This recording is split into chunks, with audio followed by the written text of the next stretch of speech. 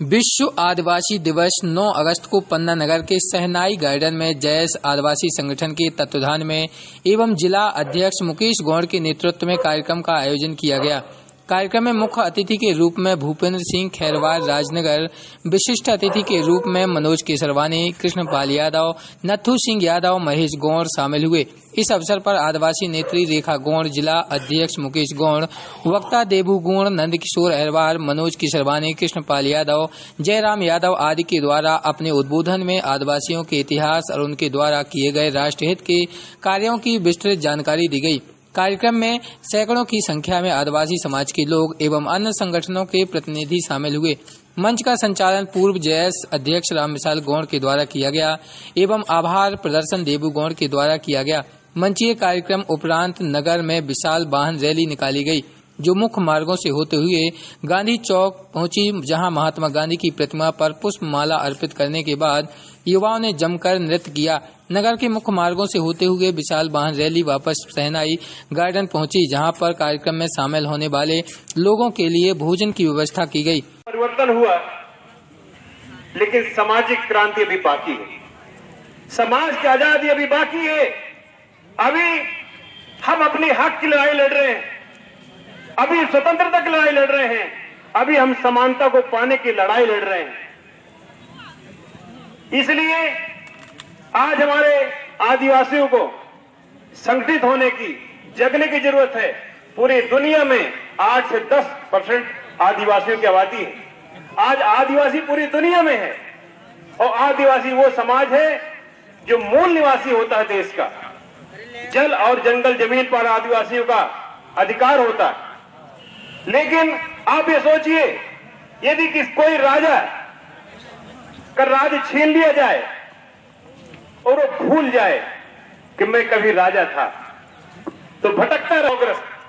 लेकिन जैसे उसको याद आ जाए कि मैं तो किसी राज का राजा था, तो सोचो उसके अंदर कितनी स्फूर्ति आ जाएगी, उसके अंदर कितना कॉन्फिडेंस जन्म ले लेगा। आपको इन मंचों के माध्यम से, इन भाषणों के माध्यम से याद दिलाया जा रहा है कि आप देश के मालिक हो, आप सत्ता के बदलने वाले हो, सत्ता के पैरोकार हो। आपको जगाया जा रहा है, आपको शिक्षा से वंचित किया गया, आपको संपत्ति से वंचित किया गया। आज ये आपकी दुर्दशा है। आज ये देखिए, सबसे ज्यादा अत्याचार दलितों पर, आदिवासियों पर ही हो रहे हैं। क्यों? क्योंकि हम जागरूक नहीं हैं, हम अपने अधिकारों को नहीं पहचानते, हम अपनी शक्ति को नहीं पहचानते। आज ये देखिए, आज यहां सभा हो रही है, यहां पुलिस की क्या जरूरत है? लेकिन ये पुलिस भी दहशत पे है, प्रशासन पे दहशत पे है, क्योंकि ये लोग जिन पर अत्याचार हो रहा है कहीं आक्रामक ना हो जाएं। हम शांतिपूर्ण प्रदर्शन कर रहे हैं, तो पुलिस की क्या हमें जरूरत है? लेकिन वो जानते हैं कि ये वो वर्ग बैठा है जहां पर जिनके ऊपर अत्याचार हुआ है, कहीं अचानक रैली पे जाकर कहीं पर आक्रामक अधिकारियों पर ना हो जाए, इसलिए भयभीत है। वो भयभीत क्यों है? क्योंकि हम संगठित हैं। आज हमारे मंच में हमारे लीडर लोग हैं जो क्रांतिकारी हैं। तो साथियों, हमें बच्चों को शिक्षित करना है, अपने अधिकारों की लड़ाई लड़ना है। मैं एक मंच से एक नाम जरूर हमेशा लेता हूं। हमारी मातृ शक्तियां यहाँ बैठी है, बुजुर्ग बैठे, युवा बैठे हैं। हमारी मातृ शक्ति, हमारी भाभी हीराबाई का मैं नाम जरूर लेता हूं, जिन्होंने, जो बाबा साहब अम्बेडकर कहते थे, शिक्षा वो शेरनी का दूध है जो बच्चों को पिलाओगे दहाड़ेंगे, उन्होंने अपने बच्चों को पिलाया है। आज उनका बेटा देबू इस मंच से दहाड़ता है, उनके बेटियां इंजीनियर हैं। आज सोचिए, आज समाज की स्वतंत्रता, समाज के स्वाभिमान की लड़ाई लड़ रही है, क्योंकि अपने बच्चों को पढ़ाया है। यही निवेदन इस मंच से करना चाहता हूं कि आज अगर अपने बच्चों शिक्षित करेंगे, 20 साल बाद आपका शिक्षित समाज होगा जो खुद अपने स्वाभिमान की रक्षा करेगा। और एक चीज जरूर कहूंगा इस मंच से, सत्ता के संरक्षण में हमारे साथ अत्याचार होता है। यदि सत्ता परिवर्तन समय समय पे होता रहे तो लोकतंत्र स्वस्थ रहता है और सत्ता जनहित में काम करता है। इस बात को जरूर दिमाग में रखिए। इसलिए वोट सोच समझ कर डालिए। ज्यादा समय न लेते हुए मैं अपने वाणी को यहीं विराम दूंगा। लिया है, इस तरह कुचले लोगों में जन्म लिया है, इनको समझाने का काम करो, इनको शिक्षित करने का काम करो, इनके हक अधिकार बताने का काम करो। और जब तक आपको अपने हक अधिकारों के बारे में पता नहीं चलेगा, जब तक कुछ नहीं होगा। इसलिए देश के संविधान को पढ़ना पड़ेगा। लास्ट में एक मणिपुर के ऊपर मैंने एक कविता लिखी है।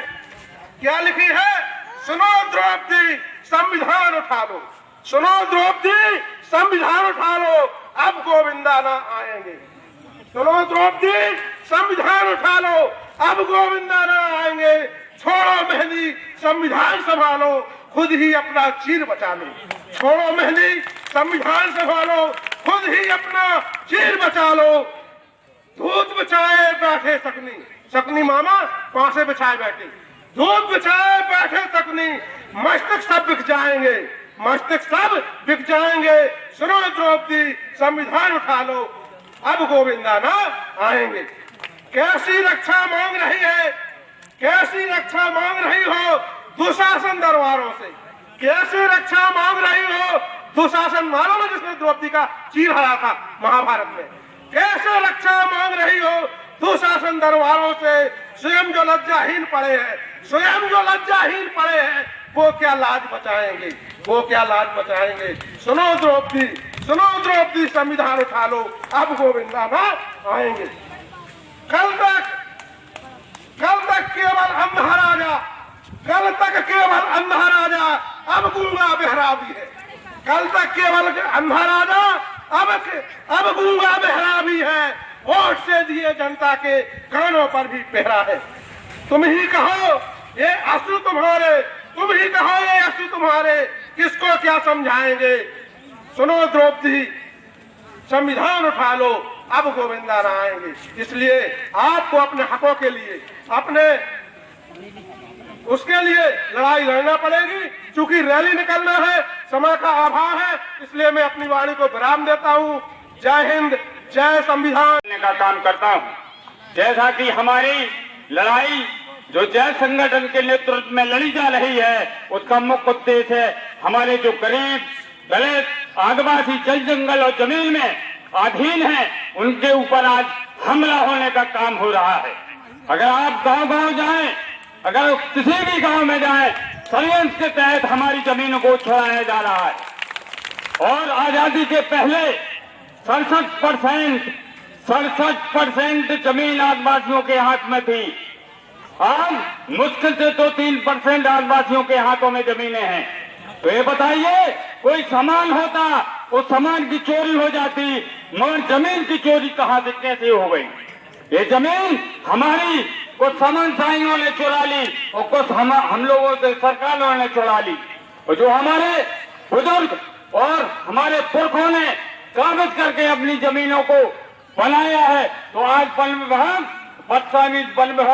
अपने और सरकार के नेतृत्व में वो हमारी जमीनें छुड़ाने का काम कर रहा है। तो साथियों, मैं आप लोगों से किसानों आह्वान करता हूं कि आप लोग एकजुट हो जाओ। हम इनसे हर तरीके से मुकाबला करने का काम करेंगे, हर तरीके से मुकाबला करने का काम करेंगे। संविधानिक लड़ाई लड़ेंगे, अगर उसको भी नहीं मानेंगे तो हम खेतों में भी लड़ाई लड़ने का काम करेंगे, खेतों में भी इनसे लड़ाई लड़ेंगे। तो आप लोग एकजुट हो। बाबा साहब अम्बेडकर ने कहा था, बाबा साहब अम्बेडकर जानते थे कि हम पूरी जिंदगी में जिंदा नहीं रहूंगा, मगर उन्होंने संविधान दिया। जब संविधान दिया तो बाबा साहब ने भारत के बहुजन वंचित समाज से कहा, भारत के बहुजन वंचित समाज, पिछड़े वर्ग के लोग, दलित वर्ग के लोग, आदिवासी वर्ग के लोग, मुसलमान वर्ग के लोगों को जो उन्होंने कहा कि मैं तो चला जाऊंगा, मगर मैं तुम्हें एक चीज देके जा रहा हूं, भारत का संविधान।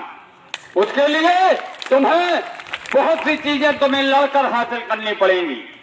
समानता तुम्हें लड़कर हासिल करना पड़ेगा। और बहुजन वंचित समाज के लोगों, पिछड़े वर्ग के लोगों, दलित समाज के लोगों, आदिवासी समाज के लोगों, बाबा साहब ने कहा था, अगर तुम कमजोर हो तो भाईचारा पैदा करो, फ्रेटर्निटी पैदा करो, भाईचारा। ये बहुजन वंचित समाज के लोगों, भाईचारा पैदा करो।